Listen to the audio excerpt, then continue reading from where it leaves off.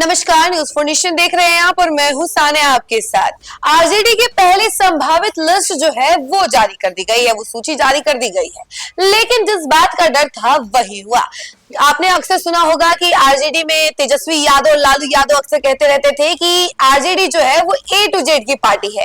MY factor का जो उनके ऊपर टैग लगा हुआ है वो झूठ है और वो सबके लिए काम करती है। लेकिन अब जो आंकड़े सामने आए हैं और जो लिस्ट सामने आई है वो कुछ और ही बयां कर रही है। देखिए, आरजेडी की जब पहली लिस्ट जारी की गई तो उसमें कुछ मेन फैक्टर्स देखे गए और वो फैक्टर ये थे कि एमवाई फैक्टर एक बार फिर से मेजर है, यानी कि मुस्लिम और यादव टिकट जो है, अगर बात की जाए टिकट बांटने की, तो मुस्लिमों को और यादव को सबसे ज्यादा टिकट मिली है। एक बार फिर से लालू यादव ने और तेजस्वी यादव ने लोगों को भ्रमित करके मुस्लिम और यादव वोटर्स को आगे कर दिया है। उस लिस्ट के बारे में हम आपको बताएंगे कि आखिर किन किन को इस लिस्ट में सिंबल मिला है, उन सब के बारे में हम आपको विस्तार से बताएंगे। लेकिन जब मेन आंकड़े की अगर बात की जाए, जातिगत आंकड़े की बात की जाए, तो जरा उसके बारे में सुनिए। तो देखिए, इस बार यादव की बात की जाए, यानी जो पहली लिस्ट जारी हुई है जिसमें 31 नाम है टोटल, तो उस 31 लिस्ट में से करीब 1 दर्जन से भी ज्यादा जो टिकट जिनको मिली है वो है यादव, यानी कि यादवों को सबसे ज्यादा टिकट मिली है। और दूसरे नंबर पर अगर आ रहा है तो वो है मुस्लिम, यानी कि 5, उसका आधा, करीब आधा जो है वो या मुस्लिम उम्मीदवारों को टिकट दिया गया है। उसके बाद अगर बात की जाए दलित की, तो दलित 4 हैं जिनके बारे में वो अक्सर बातचीत करते रहते हैं, लेकिन फिर भी दलित तीसरे नंबर पर है और मेन जो है यादव और मुस्लिम ही है। यानी कि पहले जो मेजर थिंग जिसको कहा जाता है, आरजेडी का अगर नाम याद आता है तो सबसे पहले एमवाई फैक्टर भी उसी के साथ जुड़ा हुआ याद आता है। तो देखिए, एमवाई फैक्टर को एक बार फिर से उजागर कर दिया है इन्होंने, क्योंकि पहली लिस्ट जारी हुई है और पहली लिस्ट में ही एमवाई फैक्टर सबसे ज्यादा है। और जैसा कि हमने आपको बताया कि इसमें यादव करीब 1 दर्जन है, तो वहीं मुस्लिम उम्मीदवार की बात की जाए तो वो 5 है। अगर दलित की बात की जाए तो वो 4 उम्मीदवार हैं जिनको टिकट दिया गया है। और उसके अलावा मुस्लिम का तो हमने आपको बता ही दिया। और भूमियार की बात की जाए तो भूमियार को अगर बात की जाए तो 2 उम्मीदवार जो हैं जिनको टिकट मिली है।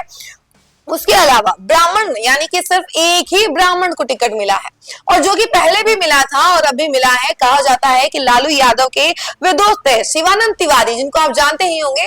तो शिवानंद तिवारी को जो है, शिवानंद तिवारी के बेटे यानी राहुल तिवारी को इस बार टिकट दिया गया है आरजेडी से। और कहा यह जा रहा है कि शिवानंद तिवारी जो है, जिस तरीके से उन्होंने राजनीति का विरासत लेकर चलते रहे हैं, अब उनके बेटे की बारी है कि उस विरासत को घिसते हुए चले, और वही इकलौते हैं जिनको ब्राह्मण समाज में टिकट मिला है। उसके बाद अगर निषाद की बात की जाए तो निषाद में सिर्फ एक है, यानी कि जिस तरीके से ब्राह्मण एक है, एक ही उम्मीदवार है, वैसे ही निषाद में भी सिर्फ एक ही उम्मीदवार है। तो तीसरे की बात की जाए तो वो है वैश्य। वैश्य समाज में सिर्फ और सिर्फ 3 उम्मीदवार को मिले हैं। वैसे तो हमेशा तेजस्वी यादव और लालू यादव ये कहते हैं कि वो दलित और पिछड़ों के लिए हमेशा काम करते रहते हैं, लेकिन इस बार का जो आंकड़ा है वो कुछ और ही बयां कर रहा है। और इसमें आप साफ तरीके से देख सकते हैं कि वैश्य की अगर बात की जाए, वैश्य समाज की, तो 3 उम्मीदवार हैं जिनको वैश्य समाज में टिकट मिली है। उसके अलावा कुशवाहा की अगर बात की जाए तो कुशवाहा में सिर्फ एक ही उम्मीदवार है जिनको टिकट मिली है।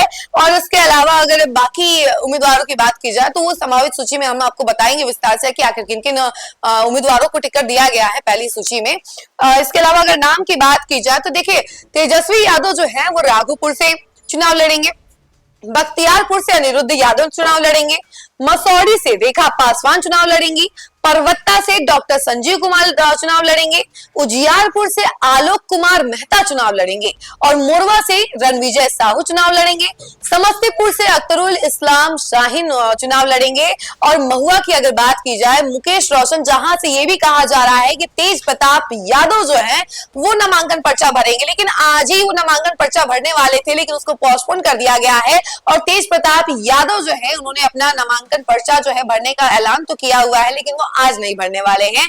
और यहाँ से आरजेडी के सिटिंग एमएलए जो है वो है मुकेश रोशन, जिनको एक बार फिर से आरजेडी ने मौका दिया है। दोरैया की बात की जाए तो भूदेव चौधरी हैं, मुंगेर की बात की जाए तो अविनाश कुमार विद्यार्थी हैं, और महिषी से गौतम कृष्णा को टिकट दिया गया है, झाझा से राजेंद्र प्रसाद को टिकट दिया गया है, और शेखपुरा से विजय कुमार को टिकट दिया गया है। संदेश से किरण देवी या इनके बेटे दीपू सिंह को टिकट दिया गया है। कलगांव से रजनीश यादव को दिया गया है, वहीं शाहपुर से राहुल तिवारी को टिकट देने की बात कही जा रही है। जैसा कि हमने आपको जातिगत आंकड़े में बताया ही था कि शिवानंद तिवारी के बेटे हैं राहुल तिवारी और इनको शाहपुर से टिकट मिला है और ये एकमात्र ब्राह्मण समाज से उम्मीदवार है। और इसके अलावा दिनारा की अगर बात की जाए तो दिनारा से विजय कुमार मंडल को टिकट दिया गया है, नोखा से अनीता देवी को टिकट दिया गया है, डेहरी आनसोन से फतेह बहादुर कुशवाहा को टिकट दिया गया है, मखदूमपुर से सतीश कुमार को टिकट दिया गया है, ओबरा से ऋषि कुमार को टिकट दिया गया है। वहीं रफीगंज की बात की जाए तो मोहम्मद निहालुद्दीन को दिया गया है टिकट और मधेपुरा से चंद्रशेखर यादव को टिकट दिया गया है, जो कि हाट से शहनवाज आलम को टिकट दिया गया है। वहीं लोकहा से भरत भूषण मंडल को टिकट दिया गया है, बहादुरगंज से मुजाहिद आलम को टिकट दिया गया है, बाजपट्टी से मुकेश कुमार यादव को टिकट दिया गया है और हिलसा से शक्ति यादव को टिकट दिया गया है, फतुहा से रामनंद यादव को दिया गया है। तो वहीं इस्लामपुर की बात की जाए तो इस्लामपुर से राकेश रोशन को टिकट दिया गया है, एकमा से श्रीकांत यादव को टिकट देने की बात सामने आई है। वहीं सिवान से अवध बिहारी चौधरी और रघुनाथपुर से उसामा साहब, आपको बता दें कि आज ही उनको